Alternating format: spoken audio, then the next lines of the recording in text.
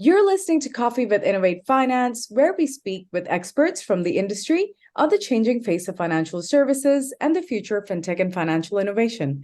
I am Rashi Pandey, Associate Director of Membership and Growth, and I'm very pleased to be joined by Niyati Joshi, who's the Head of Product at B4B Payments. So, B4B Payments is a provider of card issuing and embedded payment services, providing forward-thinking payment processing solutions which enable any organization to manage expenses, simplify payroll and reimbursements, and offer employee rewards and incentives. So, thank you so much for joining me today, Niyati. Thanks, Rashi. Great to be here. So, can you tell us more about, B4B Payments and the original idea behind it? Sure, absolutely. So B4B was founded in 2006 by the two co-founders, Paul Swinton and Rob Anderson, as they saw an opportunity in the market due to regulatory changes on how cash can be handled for the scrap industry. And they really saw an opportunity where prepaid card programs can add value, where instead of handing over cash, you can actually put money onto a card and that can be reused or even branded. And then since then, the company's really evolved to support global corporates and their finance teams to help them manage expenses, incentive programs for consumers, as well as payout propositions such as refund and payroll and so much more. But over the last few years, I think our strategic focus has really evolved into expanding globally, particularly the US market, and launching our embedded payments proposition. That's pretty exciting, actually, because we are working closely with the US market as well right now. Oh, amazing. So, yeah. So, Niyati, can you tell us about your journey so far, as the head of product at B4B? How's it been? Sure. I mean, it's been absolutely amazing. I think I joined at a really sort of pivotal and fortuitous time where we're really gearing up for our next phase of growth. So being able to come in and really think through what the strategy looks like for the company for the next 5 to 10 years, especially as we start towards, what does banking as a service mean for B4B as a key growth area, but also being able to come in and set up my team and start to get the business thinking more about being customer first and putting a really product-led lens on how we develop key value proposition is super exciting. And coming in and setting up a team and helping the business scale has been a really exciting challenge for me. So yeah, I've had a great time. That sounds pretty exciting, actually. So, moving on to your customers and who you guys are, what you guys are doing. So, who are your customers and what is your unique proposition and what makes you different from your competitors? Yeah, that's a really, really good question. So, I mean, our customers we're very a B2B company. So we sell from business to businesses, and really our sectors that we go after can be anywhere from travel to education to charity to even other finance services. But really where we started to see a lot more growth is going through via the partner channel now, where we really want to help our partners grow and scale and add to their value offering as they also get out there to market. And what we feel like our unique value add in here is to really leverage our industry knowledge and expertise. We're an EMI regulated entity. We understand the obligations and the rigor that businesses need to have in place in terms of the governance and the oversight and the infrastructure. So what we want to do is to, take all of our knowledge and everything that we have and offer it out as a service in addition to like other embedded finance propositions. And that really means that our customers can grow and scale without incurring any additional overheads as well. So that drives value for both parties and it creates a really nice symbiotic relationship. So you did mention partnerships, and of course, not talk about, ecosystem partnerships. So how has your journey been in ensuring that partnerships are successful? And, what practical advice would you give to fintech leaders who are trying to make these partnerships work? Sure. I think so partnerships are an incredibly key part of our distribution strategy. And one of the key things we did early on was to differentiate between the different types of partners, almost like segmentation, based on the type of partner they are, the kind of clients they would bring on, their use cases, and how involved the client wanted to be in the ongoing client management, ranging for partners who are happy to co-brand with us, for instance, versus those that just wanted us to be in the background as deeply as possible.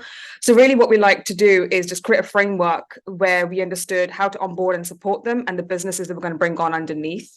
And, it's important to do that with a viewpoint about how the business wants to be successful with their own business model and road to profitability, but also leaving it open to co-collaborate with a partner, right? Because they've done the hard work of acquiring those customers and building a brand. So it's about being able to offer that flexibility on a range to say, well, this is really what it makes sense.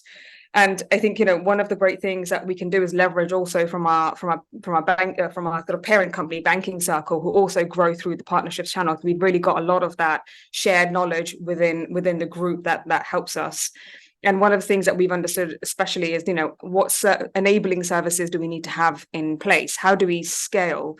How do you also take a step back, but also understand the risk on our business model and our growth trajectory? And really, what if I was to summarize it? What you would need to be clear on is the why. Why are you going after partnerships? What do they help you achieve? Which ones are right for you? And sometimes being able to say no to partners that don't fit, either from a risk perspective or what makes sense for you or the kind of customers you want to go after. Being very transparent, I can see the key. So, you spoke about your US expansion and stuff as well. So how do partnerships experiences, differ between North America and Europe? That's a really, really good question. I think so. One of the things that we found is even after Brexit, partnerships started to differ between different, there's a difference between how UK and Europe work, for instance, as well, right? You had a lot of companies that had to set up in Europe. But what we found, the difference between North America and Europe specifically, is that the regulatory environment is very, very different.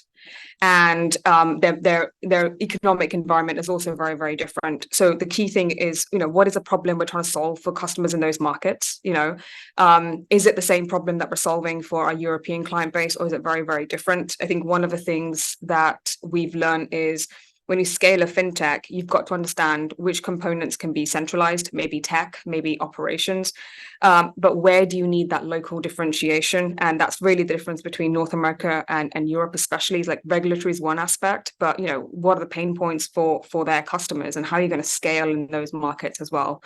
So I think North America is very, very different just because of how it digests innovation, its regulatory market, its even business models as well, which is from a slightly very Eurocentric view of the world. Fair enough. I think we see some of those differences ourselves as well.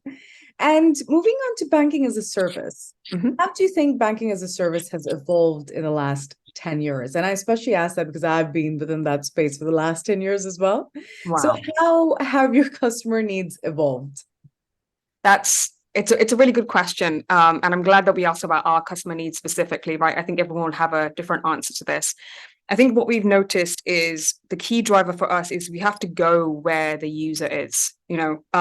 Previously, if you look at early 10 years ago, it was very much about standalone services. Then you were taken to a third party when you clicked on checkout or pay for something, a new window would open. But now everything is in one place. More complex financial transactions are happening exactly where the customer is, and they have everything they need that they would get from the financial service provider in their own, view, but actually everything's happening on the core platform. And really, what I think that's where banking as a service has really evolved into is meeting the customers where they are and not compromising on that seamless customer experience that the partners or the platforms have created, especially with brand or all that they invest in optimizing that customer journey. So I think we're seeing, embedded payments first came in, then embedded financial services, including FX, for instance. Now you've got underwriting with buy now, pay later.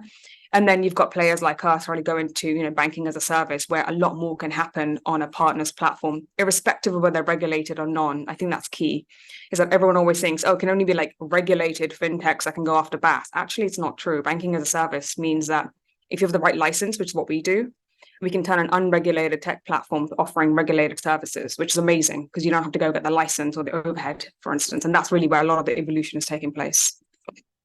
And are there any interesting new trends you're seeing in the space? I think a lot of that, one, is to do with all that VC capital that's been flowing around, as well as a lot of the change in regulation. So I think in terms of the new trends we're seeing, we think that, so BaaS for us is powered by a lot of tech platforms wanting to embed financial services because they want to, not everybody wants to become a fintech, but they certainly want to work with one. That's what we're seeing.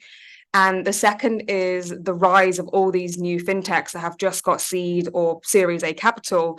They want to, get out there, accelerate their launch to market, but they don't want to have all the overheads in place. So we're seeing the rise of fintechs that want to collaborate, partner with suppliers, and not to have to build everything in-house because they're too busy trying to gain traction in the market. So those are sort of some of the trends that we're seeing.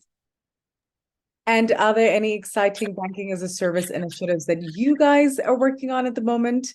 And if there are, perhaps some case studies you can share with us as well, that would be great. Sure, absolutely. I'm gonna answer your question the other way around because you can see why we're working on it. So one of our more prolific clients is called Juni or Uni, and they're really sort of a marketplace to help SMEs get access to cards and bank accounts and really help them manage their accounting and their world. And when they first started working with us, they weren't fully licensed. Now they are. But what they really wanted to do was accelerate their growth to market by offering their SMEs, a card associated with a bank account, the ability to make outbound payments and grow in states as well. They wanted to offer multiple currencies because they appreciate SMEs are sort of scattered all across the world. And they started to work with us because they wanted to offer effectively regulated services, but they weren't fully regulated yet. But they were waiting to get there, but they didn't want to wait. And we saw this trend coming up a lot, which is really interesting for us. And that's when we started to, the first one of our banking as a service initiatives is to really think about almost compliance as a service, which is, how do we lessen the regulatory overheads and all the burdens that a company like a Juni that wants to scale and grow and has all of that capital that wants to get out there without having first line support, second line support, transaction monitoring, ODD, and all of that sort of good stuff. We know we need it because we're EMI regulated entity, but how could we sit there and think, how can I actually get this out to market so other people don't have to go back and rebuild it and actually create stickiness with an ecosystem? So that's really, really something exciting for us, and it gives us a very niche angle in the BaaS space. And, we spoke so much about, B4B, about your role there, as well as banking as a service. How about yourself? If you had, to share a piece of advice to a peer in the industry who's heading product as well, what would it be? I think first hire a kick-ass team and empower them. I think that's the key thing. You're as good as your people or as your team is. So I look for people that will want to come in and take ownership. There are self-starters that want to grow and get as much out of a company as you do. And I think the key thing is if you're heading in product, you really want to promote a customer first culture within the company. It's not like a specific department culture or a specific product culture. You want a customer first mindset because that really translates across every area. And your role really is to set the strategy and direction. So be really clear on like the company's value prop as well as what product does within that company to help align stakeholders to say, you're not blocking. There's a reason why it's not on the roadmap. You're here because you're driving the wider business objectives. And from everything I've learned from other people that have done it previously, this is the only way that you get from sales-led growth to product-led growth in a more scalable way. That's very, very interesting. And I love the fact that you said empower your team and hire kick-ass people. You gotta hire great people. Yeah. That's amazing. So Nidhi, it was such a pleasure speaking with you. But before I let you go, can you tell us what's next for B4B Payments? Where in the global map do you see yourself moving to next? So I think one really, really exciting area, very, very in the near term is the States for us right now. So, working in collaboration with our parent company, so Banking Cir is also very much focused on the States and everything that's happening there. We've got sort of a very established card presence within America, but what we're now going after is embedded payments proposition there too, which is super exciting coming off, everything we've heard about Fed now. And RTP and moving that space out from prepaid card and maybe thinking about what account to account looks like, but also building out our banking as a service proposition and helping and growing our partners without compromising on that user experience. So I think in terms of the global map, the States is very much on the horizon, as well as other few countries as well. Perfect. Thank you so much for speaking with us today, Nidhi. No worries. Thank you so much for having me. More power to you and to your team at B4B Payments. And to our listeners, thank you once again for tuning into Coffee with Innovate Finance. Do look out for upcoming episodes and follow us on Twitter and LinkedIn for more on our events and programs. As always, until next time, take very good care of yourselves.